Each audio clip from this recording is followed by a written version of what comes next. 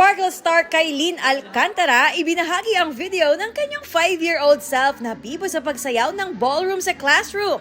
Forever daw niyang i-repost ang special childhood memory sa Bicol na pinagsimulan daw ng kanyang pangarap.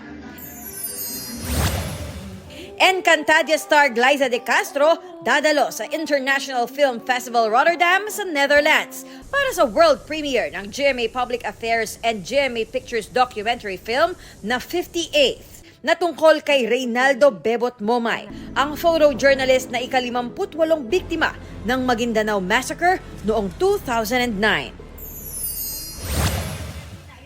Kapuso comedian na si Bubay, stable na ang lagay matapos mag-collapse sa gitna ng show sa Bansud Oriental, Mindoro.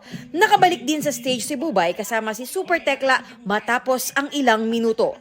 Itinuloy nila ang performance as guest artists ng Basudani Festival. Ayon sa Sparkle GMA Artists Center, sinusuportahan nila si Bubay sa kanyang recovery ngayon. Grateful naman daw si Bubay sa suporta ng fans.